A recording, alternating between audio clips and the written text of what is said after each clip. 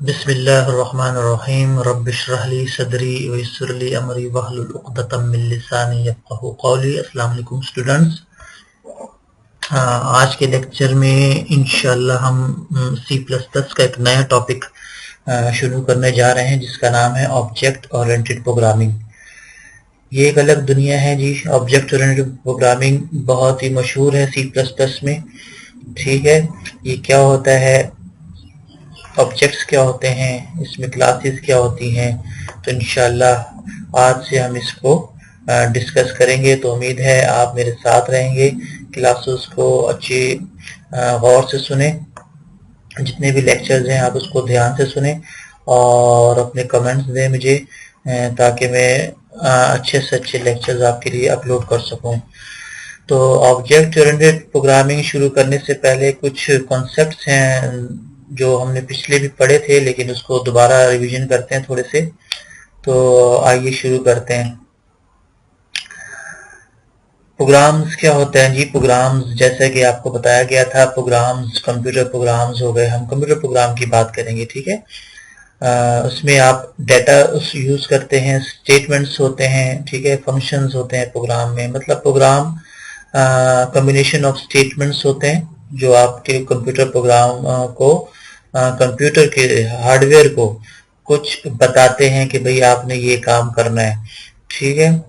किसी भी कोई भी प्रोग्रामिंग लैंग्वेज हो जाए तो आप उसमें प्रोग्राम स्टेटमेंट्स के जरिए बताएंगे। यानी कि आप हार्डवेयर को कुछ बताना चाहते हैं या कंप्यूटर सॉफ्टवेयर को कुछ बताना चाहते हैं तो स्टेटमेंट्स के जरिए बताएंगे। तो प्रोग्राम्स में आप डाटा यूज करते हैं, स्टेटमेंट्स होती हैं उसमें, और कुछ फंक्शंस का भी इस्तेमाल होता है, ठीक है। तो प्रोग्राम में हम मदद लेते हैं फ्लो चार्ट से भी और एल्गोरिथम से भी। जब हम प्रोग्रामिंग करते हैं, जो अच्छे प्रोग्रामर्स होते हैं और वो फ्लो चार्ट्स और एल्गोरिथम्स का बड़ा ज्यादा इस्तेमाल करते हैं। पहले फ्लो चार्ट्स करते हैं, उसके बाद पहले एल्गोरिथम्स करते हैं, उसके बाद फिर फ्लो चार्ट करते हैं, फिर कोडिंग की तरफ आते हैं। तो प्रोग्राम्स, अगर आप ये भी देखा जाए कि प्रोग्राम जो है वो कॉम्बिनेशन है डाटा स्ट्रक्चर्स का, डाटा का मतलब, और एल्गोरिथम्स का। अच्छा, फिर हमने स्ट्रक्चर प्रोग्रामिंग क्या होती है ये भी जरा हमने देखा था। तो स्ट्रक्चर प्रोग्रामिंग आपको पता होना चाहिए कि सीक्वेंस, ऐसे प्रोग्रामिंग जिसमें स्टेटमेंट सीक्वेंस के साथ चलते हुए आए, मतलब टॉप टू बॉटम चलते हुए आए। मतलब पहले एक स्टेटमेंट हल हो, उसके बाद दूसरी स्टेटमेंट हो, फिर तीसरी, फिर चौथी, यानी कि सीक्वेंस ऑफ स्टेटमेंट्स रहे। तो इसे कहते हैं स्ट्रक्चर प्रोग्रामिंग। तो स्ट्रक्चर प्रोग्रामिंग में डिसीजन मेकिंग भी आ जाती है, उसमें लूपिंग भी आ जाती है, ठीक है। जो अभी तक हमें प्रोग्रामिंग पढ़ी है वो सारी स्ट्रक्चर प्रोग्रामिंग है। एल्गोरिथम्स क्या होते हैं जी? Algorithms is a sequence of precise instructions होती हैं, कुछ हिदायत होती हैं for solving a problem with amount of time. एक खास वक्त में अगर आप किसी बंदे को या किसी कंप्यूटर को इंस्ट्रक्शन देते हैं, ठीक है, कि भाई आपने ये काम करना है, तो एल्गोरिथम्स के जरिए आप उसको समझाते हैं। तो एल्गोरिथम्स भी कुछ इंस्ट्रक्शंस हैं एक खास मसले को हल करने के लिए, लेकिन अब गिवन टाइम में, एक खास वक्त में एल्गोरिथम्स आपको ये बताता है कि आपने कोई ऐसा काम करना है, लेकिन एक खास वक्त में, लेकिन एक उसको प्रॉब्लम दिया जाएगा कि आपने ये प्रॉब्लम हल करना है। तो प्रॉपर्टीज ऑफ एल्गोरिथम्स क्या होती है जी? तो ये देखें, एल्गोरिथम्स की कुछ प्रॉपर्टीज हैं। तो it must be precious and unambiguous होनी चाहिए। मतलब एल्गोरिथम्स बड़े सादे अल्फाज में आपको समझाया गया हो, कुछ उसमें मसले ना हो, मीनिंग उसके आसान हो, समझने में आसान हो। It must give a correct solution in all cases. अच्छा, एल्गोरिथम में ये समझाया गया हो कि आपने जितना भी शुरू से लेकर आखिर तक जो भी स्टेप्स बताए गए हों वो करेक्ट होने चाहिए, सारी मालूमात उसमें होनी चाहिए। और इट मस्ट इवेंचुअली एंड, और आखिर तक एल्गोरिथम गया हो, यानी कि आपने कुछ स्टेप्स किए, कुछ स्टेप्स छोड़ दिए, ठीक है। आपने टॉप से लेकर बॉटम तक सारे के सारे स्टेप्स आपको बताने चाहिए कि प्रोग्रामर उसको समझ जाए। अंडरस्टैंडिंग द एल्गोरिथम, पॉसिबिलिटी है ये कि सिंपलेस्ट होनी चाहिए। इजीएस्ट मेथड है understanding of steps of algorithm is using flow chart. Algorithm अगर कोई बंदा समझ जाता है, ठीक है, तो उसके लिए फ्लो चार्ट बनाना बड़ा आसान है। आप फ्लो चार्ट भी उसके लिए बना सकते हैं। तो this algorithm is composed of block symbols. जैसे कि आपको पता है कि फ्लो चार्ट एक ब्लॉक होते हैं, ब्लॉक्स की शक्ल होती है उनमें, और सिंबल्स होते हैं। उस सिंबल्स के जरिए हम उसके कोडिंग कुछ कर सकते हैं, यानी कि एल्गोरिथम बना सकते हैं। तो अगर आपको फ्लो चार्ट दिया गया हो तो आप उसके आराम से अच्छा फ्लो चार्ट हो, तफसीली फ्लो चार्ट हो, तो उस फ्लो चार्ट के जरिए आप एल्गोरिथम्स के स्टेप्स खुद ब खुद लिख सकते हैं। तो algorithms is composed of block symbols to represent each steps in the solution process as well as directed path of each step। ठीक है, जैसे कि अभी हम देखते हैं, ये देखें, ये आप देखकर भी आए थे पिछले लेक्चर्स में, कुछ सिंबल्स होते हैं फ्लो चार्ट्स में। ठीक है, स्टार्ट स्टॉप का सिंबल ये है, प्रोसेस का ये है, इनपुट आउटपुट का ये है, डिसीजन, ठीक है, कनेक्टर, किसी तरह फ्लो डायग्राम। तो ये कुछ सिंबल्स हैं जो फ्लो चार्ट में यूज होते हैं। तो अगर आपकी फ्लो चार्ट अच्छी होगी, अच्छी बनाई गई होगी आप, तो उसके जरिए आप एल्गोरिथम्स आसानी से बना सकते हैं। तो problem for the flow chart, ठीक है, आप फ्लो कोई भी प्रॉब्लम दे दें, फर्स्ट कि आपने कोई प्रोग्रामिंग करनी है, आपने कोई काउंटर लगाना है, आपने कोई सम का प्रोग्रामिंग करनी है, आपने कोई एवरेज की प्रोग्रामिंग करनी है, तो आप उसका फ्लो चार्ट बनाएं, उस फ्लो चार्ट के जरिए फिर एल्गोरिथम लिखें, उसके बाद फिर आप प्रोग्राम की कोडिंग की तरफ जाएं। तो आप ये स्टेप्स आप कर सकते हैं। अब ये देखिए, फ्लो चार्ट के जरिए हमने एक छोटी सी प्रोग्रामिंग की है। पहले स्टार्ट किया प्रोग्राम को, फिर हमने 3 वेरिएबल दे दिए, यानी कि प्रोसेस किया हमने, फिर हमने डिसीजन किया। ये नीचे जो डायमंड का शक्ल नजर आ रहा है, ये डिसीजन के मानों में आता है। ठीक है, अगर यस होगा तो ये काम हो जाएगा, अगर नो होगा तो ये काम हो जाएगा। ठीक हो गया ना। तो अगर यस होगा तो रियल नंबर, फिर नीचे प्रोसेसिंग होगी, फिर ये लूप चलेगा, ये लूप है जी आपके सामने। ठीक है, अगर नो होगा तो फिर डिसीजन होगा दूसरा, फिर प्रोसेसिंग होगी, फिर ठीक है, फिर नीचे प्रिंट हो जाएगा और स्टॉप हो जाएगा प्रोग्रामिंग। तो ये स्टेप्स हैं फ्लो चार्ट्स के। तो a flow chart represent of the algorithms for the above program at can be follow. मतलब इसके जरिए आप आराम से एल्गोरिथम लिख सकते हैं इस फ्लो चार्ट की मदद से। हाँ, असल टॉपिक की तरफ आते हैं कि ऑब्जेक्ट ओरिएंटेड प्रोग्रामिंग की हिस्ट्री क्या है जी, जो हमने आज के लेक्चर्स में इंशाल्लाह शुरू करना है। तो हिस्ट्री आप देख सकते हैं जी, 1962, 65 या 67 में फर्स्ट ऑब्जेक्ट ओरिएंटेड लैंग्वेजेस का कॉन्सेप्ट क्रिएट हुआ। तो ये डेवलप किया था नॉर्वे में। ठीक है, ये साइंसदान था आपके सामने, और इसमें तकरीबन 67 introduce most of the key concepts of the object oriented programming. Object oriented programming के तकरीबन 67 तकरीबन कॉन्सेप्ट उसने दिए थे। उसमें ऑब्जेक्ट्स का भी जिक्र था, क्लासेस का भी जिक्र था, ठीक है, और इनहेरिटेंस का भी कुछ जिक्र था, यानी कि सब क्लासेस का जिक्र था। तो तकरीबन ये 1962-65 से, यानी कि 60s की बात है जब ऑब्जेक्ट ओरिएंटेड प्रोग्रामिंग की कॉन्सेप्ट दुनिया में आया। ऑब्जेक्ट ओरिएंटेड प्रोग्रामिंग में क्या कुछ हम फायदे क्या क्या होते थे, क्या क्या चीजें इस्तेमाल होती थी। मतलब आप इसमें प्रोग्रामिंग फॉर सिमुलेशन, आप अच्छे प्रोग्रामिंग को सिमुलेट कर सकते थे। सिंपल प्रोग्रामिंग आप उसमें हो सकती थी, यानी कि हम प्रोग्रामिंग को, आपको पता है हम आगे जाके पढ़ेंगे कि ऑब्जेक्ट ओरिएंटेड प्रोग्रामिंग में हम प्रोग्रामिंग को डिवाइड कर देते हैं, तो हम प्रोग्रामिंग को सिंपल कर सकते हैं। उसमें सॉफ्टवेयर क्राइसिस, सॉफ्टवेयर अच्छे बना सकते हैं, उसमें सॉफ्टवेयर को रीयूज कर सकते हैं। ठीक है, और इसके अलावा सॉफ्टवेयर क्राइसिस बना सकते हैं। ठीक है, इसी तरह पॉलीमॉर्फिज्म, इनहेरिटेंस, एनकैप्सुलेशन, ये हम काम कर सकते हैं। इनकी डेफिनेशंस आगे हम पढ़ेंगे। क्लासेस को यूज कर सकते हैं। ठीक है, अच्छा, ऑब्जेक्ट ओरिएंटेड प्रोग्रामिंग में डिबगिंग आसान होती है, मेंटेनेंस उसमें आसान होती है। ठीक है, डिबगिंग का मतलब आप प्रोग्रामिंग में से एरर निकालना, उसकी मेंटेनेंस रखना, ये आसान होती है।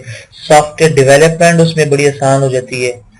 ठीक है, मतलब सॉफ्टवेयर के जरिए जो भी आप चीज बना रहे हैं, आजकल जितनी भी मॉडर्न प्रोग्रामिंग आ रही है वो आपको पता है ऑब्जेक्ट ओरिएंटेड प्रोग्रामिंग है, तो आप सॉफ्टवेयर को आराम से मेंटेन कर सकते हैं और सॉफ्टवेयर के कंपोनेंट्स को भी आराम से मेंटेन रख सकते हैं। तो आजकल ठीक है, कौन कौन से ऑब्जेक्ट ओरिएंटेड प्रोग्रामिंग दुनिया में चलती हैं, उसमें तो बहुत आपको पता है जावा बड़ी अहम है, ठीक है, लेकिन और भी कुछ लैंग्वेजेस हैं जो इतनी मशहूर नहीं है, लेकिन ये आपके सामने है।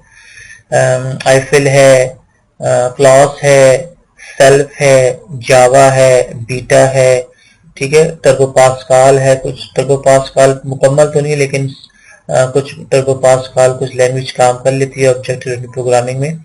इसी तरह C++ जो हम इसमें डिस्कस करेंगे, और बहुत सी हैं आजकल लैंग्वेज हो गई, ठीक है, C# हो गई, ठीक है, G# हो गई, और बहुत सी आजकल मॉडर्न लैंग्वेजेस आई हुई हैं जो ऑब्जेक्ट ओरिएंटेड प्रोग्रामिंग की कॉन्सेप्ट को क्लियर कवर करती हैं।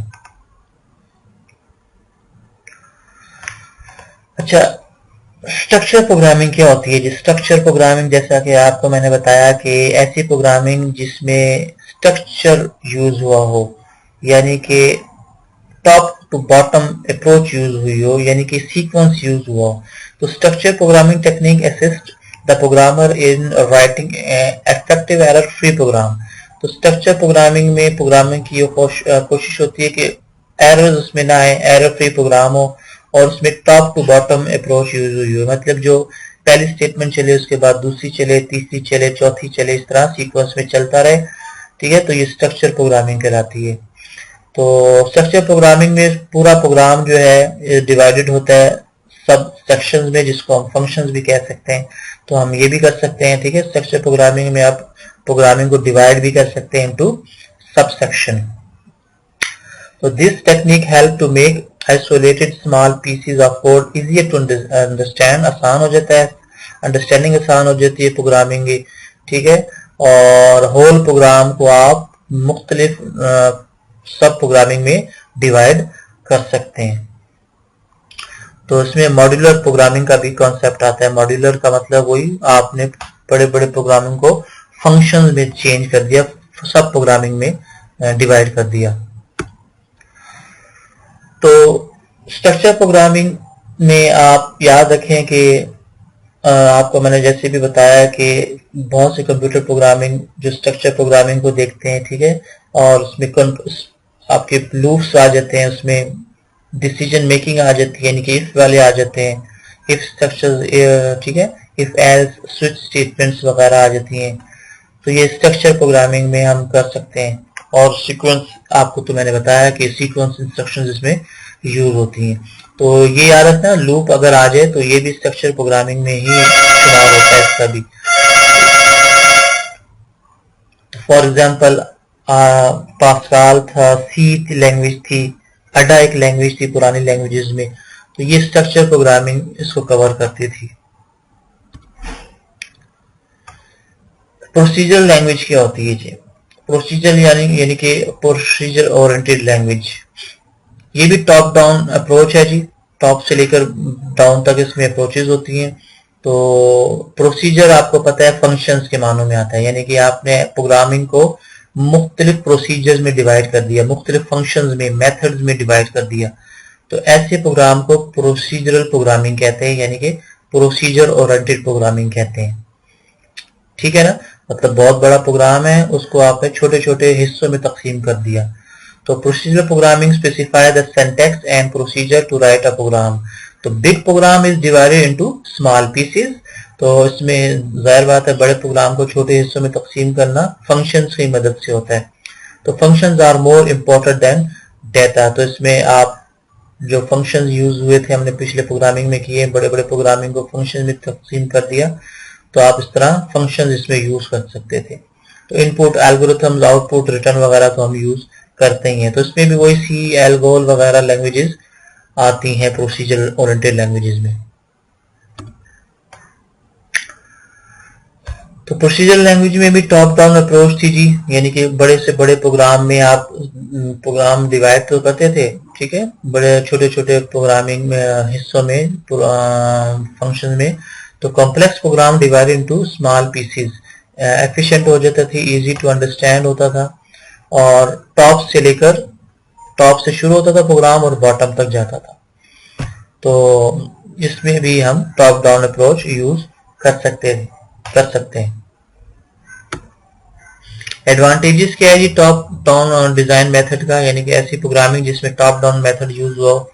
तो इजियर है जी, आसान है, समझना आसान है, सॉल्यूशंस का आसान है, लेस कॉम्प्लिकेटेड होती है, यानी कि बड़े से बड़े प्रोग्राम को आप, कॉम्प्लेक्स प्रोग्राम को आप ग्रुप्स में तकसीम कर देते हैं। तो easier to test segments, solutions का आसान होता है, ठीक हो गया। और मेथड मतलब वही function, this method allow one to test solution for each subprogram मतलब function. So it is often possible to simplify the logical steps to each subprogram so that when taken as a whole, entire solution has less complex. जो आप बड़े से बड़े programme को छोटे छोटे हिस्सों में तकसीम करेंगे तो जाहिर बात है वो कॉम्प्लेक्सिटी उसमें कम हो जाएगी, इजियर टू डेवलप हो जाएगा, इजियर टू अंडरस्टैंड हो जाएगा। तो ये आपके सामने कुछ एडवांटेजेस हैं। तो मेंटेन रखना भी आसान हो जाता है, प्रोग्राम को मेंटेनेंस रखना उसमें बड़ी मदद हो जाती है हमारे लिए, और रीडेबल भी आसान हो जाता है हमारे पर, हम आसानी से उसको रीडेबल कर सकते हैं। एक होता है बॉटम अप अप्रोच, ये रिवर्स है जी टॉप डाउन से, मतलब हमने पहले बॉटम को देखते हैं फिर हम टॉप की तरफ जाते हैं। तो lower level task are first carried out and are then integrated to provide a solution for the single program. The lower level structure of the program are evaluated first, then higher level structure are created. तो ये top down से reverse है। तो इसमें lower level structure को पहले देखा जाता है, फिर हम टॉप की तरफ जाते हैं, यानी कि रीयूज को। इसमें मतलब फायदा ये होता है कि इट प्रमोट्स कोड रीयूज, आप उसको कोड को रिव्यूज कर सकते हैं, ठीक है जी। और टेस्टिंग भी आप कर सकते हैं, इसमें अलाउ यूनिट टेस्टिंग। तो बॉटम अप अप्रोच जो है ये टॉप डाउन अप्रोच का रिवर्स है। अच्छा, ये हम कॉन्सेप्ट क्लासेस एंड ऑब्जेक्ट ऐसा करते हैं कि ये इंशाल्लाह अगले लेक्चर की रख लेते हैं। तो अगले लेक्चर में इंशाल्लाह क्लासेस के बारे में जो हमारा असल टॉपिक है इसको हम डिस्कस करेंगे, what is a class, what is a object. तो उम्मीद है कि अभी तक जो हमने पढ़ा है जरा हमने रिवर्स किया था पिछले लेक्चर्स को, जो आपको समझ होनी चाहिए, ठीक है। तो यहाँ तक आपको समझ आई होगी। तो इंशाल्लाह अगले लेक्चर में दोबारा हाजिर होते हैं ऑब्जेक्ट ओरिएंटेड प्रोग्रामिंग के साथ। ओके, अल्लाह हाफिज, अस्सलाम वालेकुम।